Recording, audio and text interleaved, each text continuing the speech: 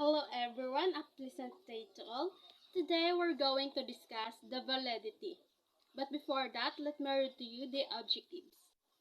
At the end of the lesson, the student should be able to differentiate the three types of validity in early theory, identify the concept of validity, and utilize the validity theory in making tests and assessment.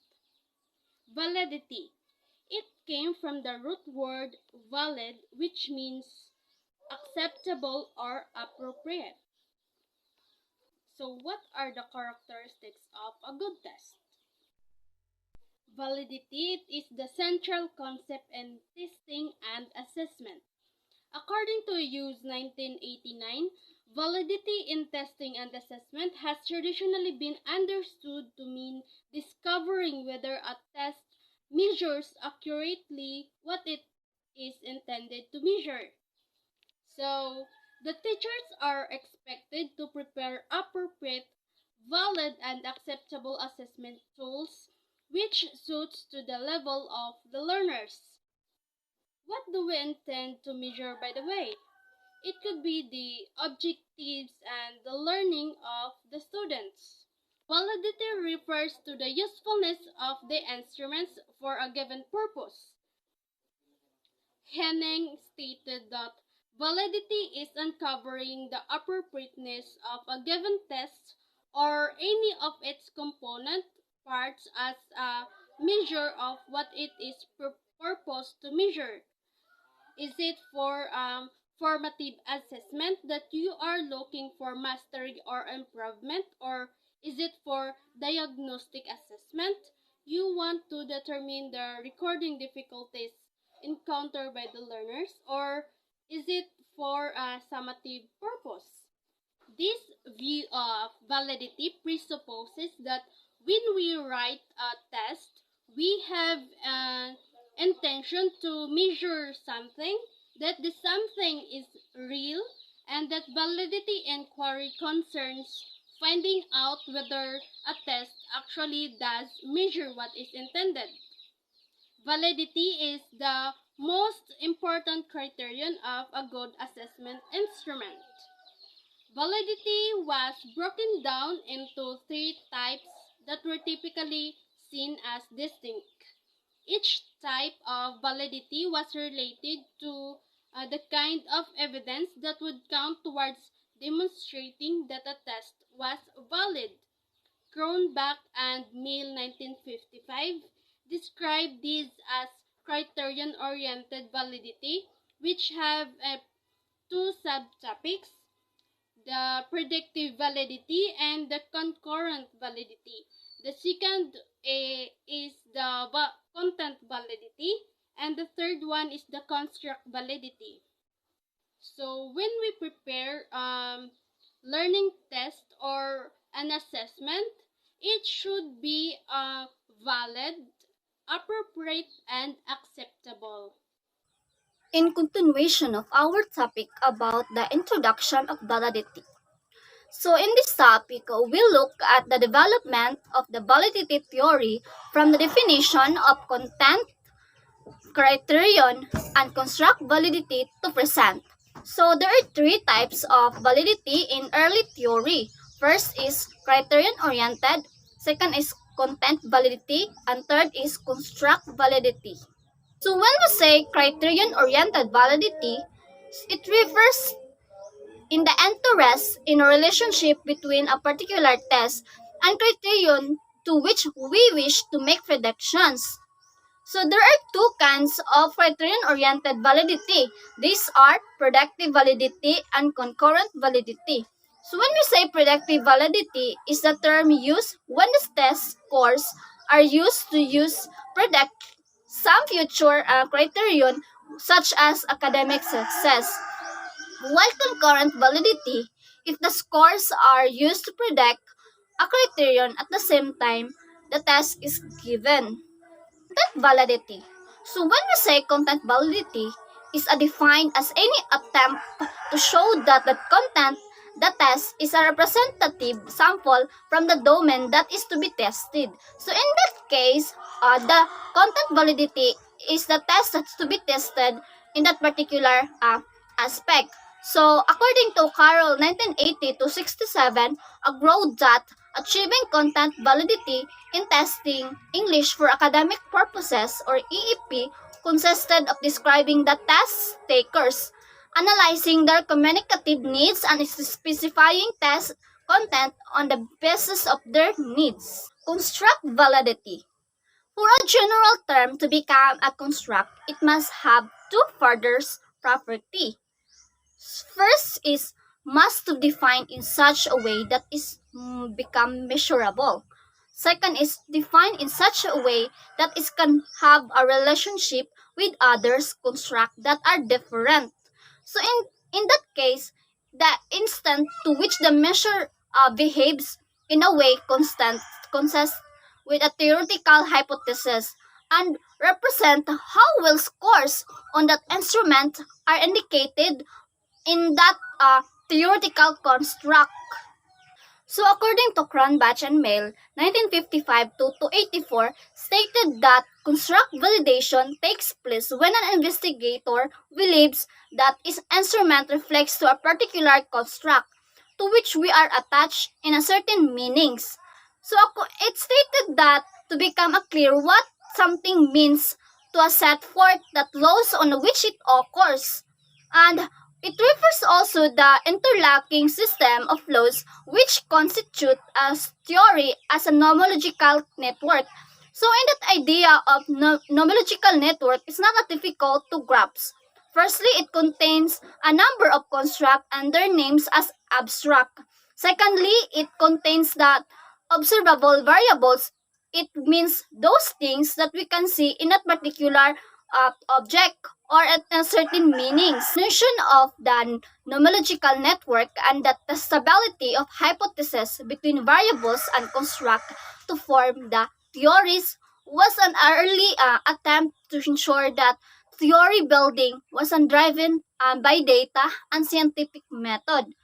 So in the positivistic validity theory and later the plausibility of nomological network passed away because it was increasingly realization that theory and observation and cannot be kept apart. So there are elements in the 1955 work that continue and to influence and still important nowadays.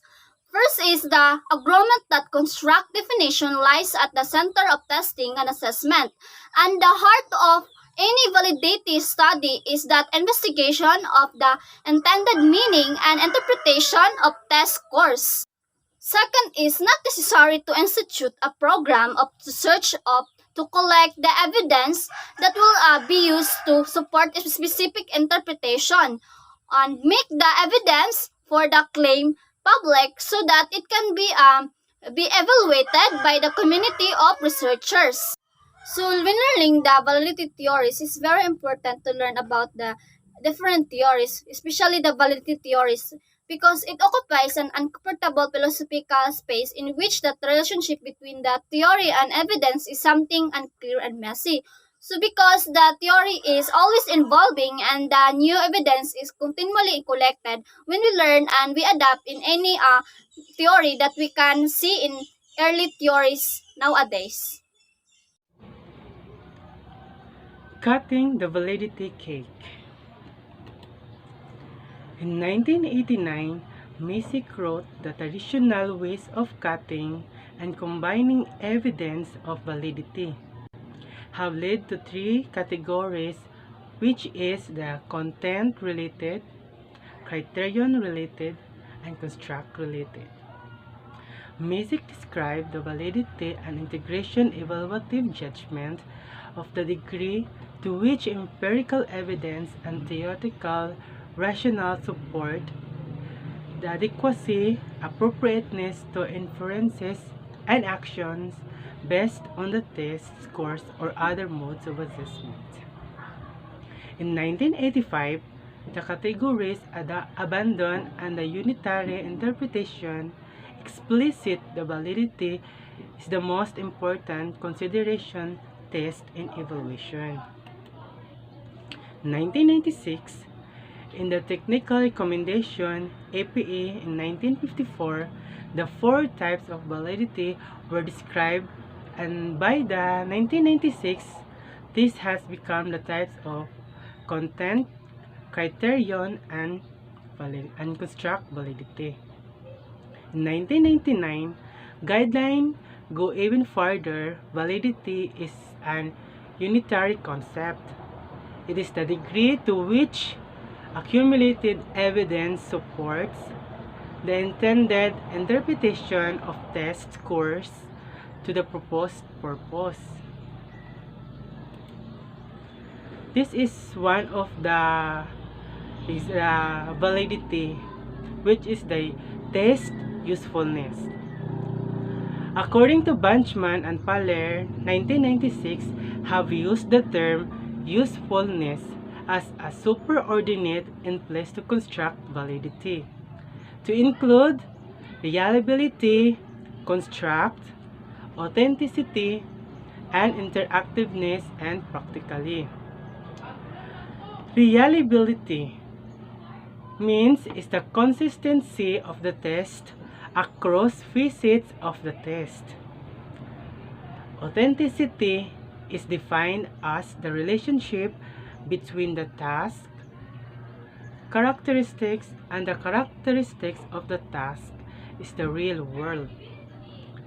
Interactiveness is the degree to which the individual test takers characteristics, just like language ability, background knowledge, and motivation, are engaged when taking a test. And lastly is the practically. Practically is a concern with test implementation rather than the meaning of the test course. So this is one of the example of the validity, which is the test usefulness. So now let's move on to the another topic, validity claim. Champel has characterized the three approaches of validity. First one is the traditional trait theory. It is assumed that the construct to be tested is an attribute to the test takers.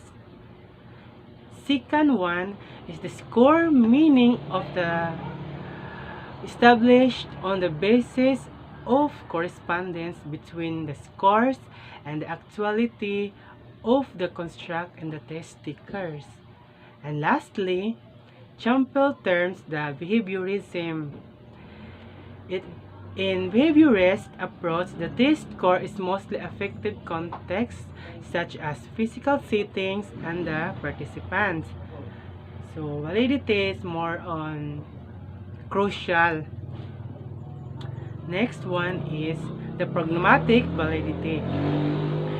Peirce has suggested that the kinds of arguments we construct in language testing may be evaluative through abduction, or what he later called retroduction.